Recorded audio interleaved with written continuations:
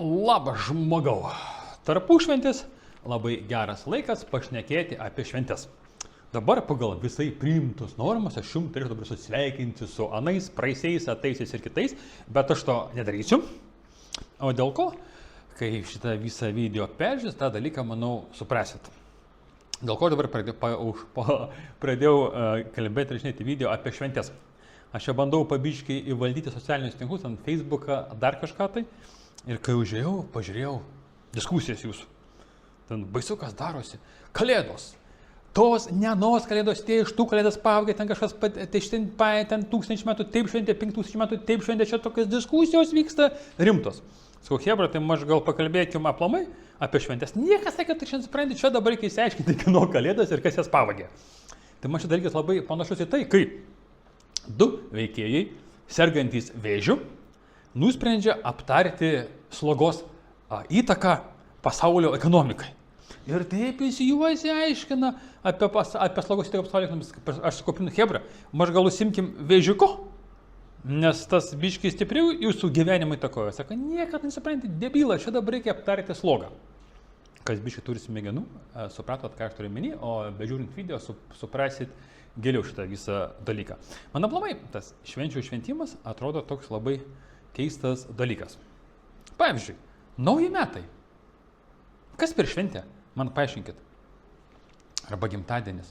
Ką mes švenčiam? Atėjo nauji metai. Nu, okei. A dėl ko jie sausio 1? A ne vasario 3? A maž Liepos 17? A maž Gegužės 8? Koks skirtumas kada? Ir ką tai keičia jūsų gyvenimą? Tai mes čia dabar sugalvojam norus. Gruodžio 31 dieną prisigėrė šaibom, sugalvojat norus kitiem metam. Ir jeigu pažiūrėtume tuos norus, jaučiu tie norai, būtų beveik kasmet tokie pat. A jau palinkėjimai būna visą laiką vienodi. Linki sveikatas, begerdami šnapsą.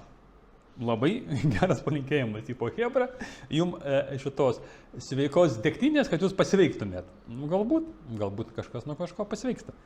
Aš visą kažkaip, man nuo seno, pavyzdžiui, gimtadieniai, visos nauji metai, kalėdos, aš niekaip nesprendau, kokia prasmė švęsti šventes, kurias kiti nustatė. Kai giliau pasigilinau psichologiją, tai aš supratau, kad paimkim paprasto žmogaus gyvenimą. Nu, ką jis realiai gyvenime mato? Jis nesupranti, mūsų čia gyvenimas gerėja iš kiekvieną minutę. Okei. Kieno gyvenimas gerėja kiekvieną minutę, nesiginčiu, tik tai nežinau, ką jūs veikėt, žiūrėdami mano video, YouTube ir TikTok'e, jūsų gyvenimas gerėja.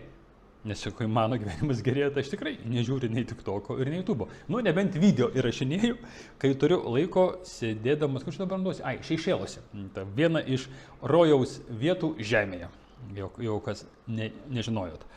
Tai vat, šitoje vietoje žmogaus gyvenimas nėra labai gudrus ir kad jisai iš proto neišpratėtų, jam buvo sugalvotos kažkokios tai šventės. Dabar žiūrim, kas švenčių.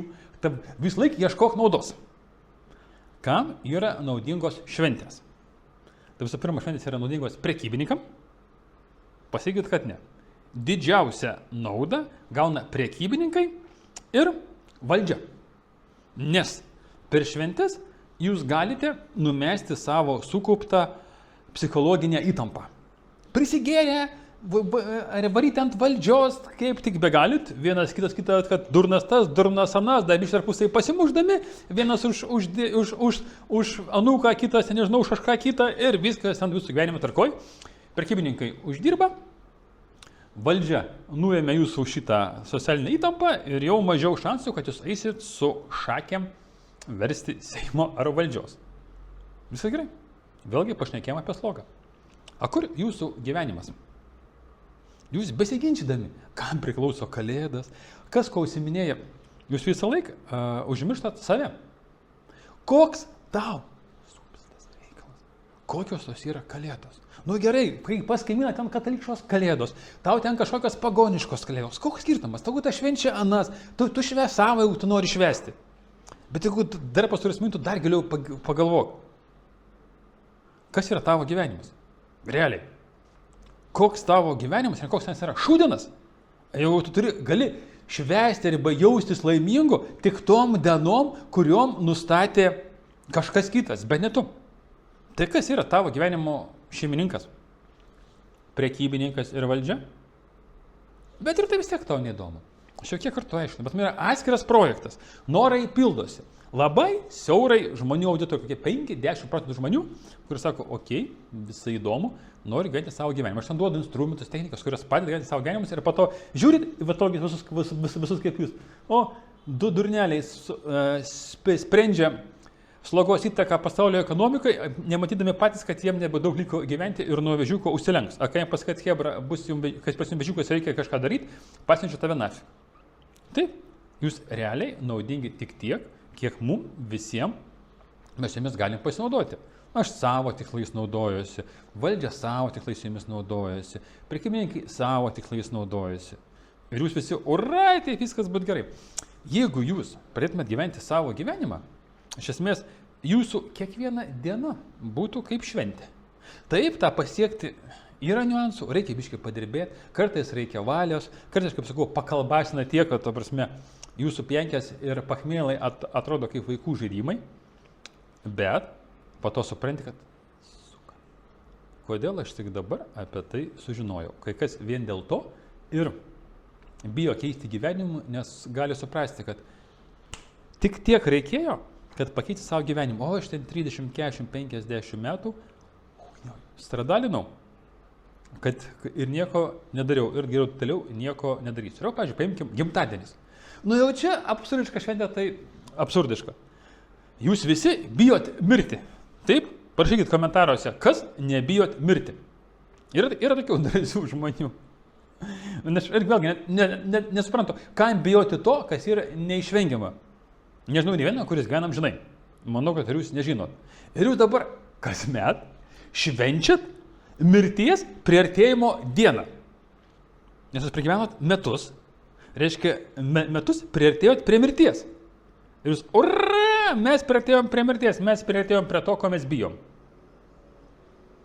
Ar aš kažką tai sutinga pasakoju? Man atrodo, paprasti, elementarų dalykai. Taigi, pagalvokit, palikit man komentaruose, kur aš čia nusišneku, kur aš sakau netiesą. Gal aš čia nusišneku, gal aš šneku netiesą ir šitoje vietoje jūs man parodysite tikrą gyvenimą. Gali būti, nesiginčiu, pas man visą laiką yra viskas atvira, ar visą laiką žiūriu, kas kur ką man gali parodyti, paaiškinti ir kur nukreipti.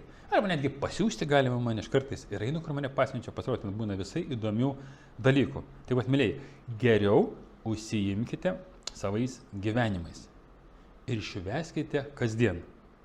Jeigu norit susirinkti su šeima, tai susirinkit. Nelaukit kalėdų. Irgi kitas sakys, taigi tu nesupranti, čia mes per kalėdas susirenkam visą šeimą prie kūčių stalo. Faina, viskas gerai. Kas jums trukdo lapkričio 27 dieną susirinkti, rugpjūčio 15 ar kokią nors gegužės 9, o mano šitiem mylimiom žuitėm kaip tik datą duosim, kad jie turėtų pakašyti komentarą. Arba kitą jums pasirinktą dieną. Niekas netrukdo. Tik tai jūs patys. Aš turiu Ukrainoje draugus. Su jais susipažinau 7-8 metais.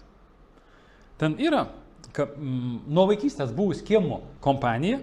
Pas juos kiekvieną ketvirtadienį 6 valandą vakare tam tikroj kaviniai aš nuvažiavęs vis tiek kažką rasiu tas, kas gali. Pas jų yra tokia taisyklė, viskas. Ketvirtadienį 6 valandą vakare, kas esam laisvi, kas esam Lvove, susitinkam. Ir aš 22 metais, kai buvau Ukrainoje, nuvažiavau irgi, ta prasme, savo barzdą apaugęs, kokius 5 metus ten nebuvęs, man buvo įdomu. Pas juos yra kavinė, įmonė atskiras kambariukas. Ta diena nieko tenai neįleidžia po pietų, yra tik tai jiems skirtas. Nuvažiavau, akurat, hebra, susirinkus. Iškart mane pažino, bet gerai. Tai vat, kas jums trukdo daryti tokias šventes, kada jums patogu, kada jums nori. Paskui, tai supranti, mes čia per kalėdas perkam dovanas vieni kitiems. Briedas. Pirkit tada, kada norite širdies. Arba tada, kada reikia, arba tie vaiko gimtadieniai. Nu, mes šito dabar pirksim kėdus dabar, bet užskaitysim už gimtadienį, kurį bus prieš 2 metus. Po 2 mėnesių. Kam nors tai, jau čia daug kam yra pažįstama situacija. Briedas. Jeigu kažko reikia vaikui, nupirki. Nori parodyti vaikui meilę, parodyk. Geriau kasdien. Ir geriau be pinigų. Už pinigus meilės nenusipirksi. Tai va, mėlyjeji, velnioptas visas valdiškas šventes, gyvenkit taip, kad jūsų gyvenimas būtų kaip viena didelė šventė. Ir tada žiūrėsit į tuos žuvytės ir bendrai net jūs nematysit. Aš kažkiek žiūriu, nes man iš viršaus liepta žiūrėti ir pažiūrėti žuvytės, duoti jums kažkokią tą informaciją, jūs savo gyvensit ir tų visų brėdų nematysite, džiaugsitės gyvenimu.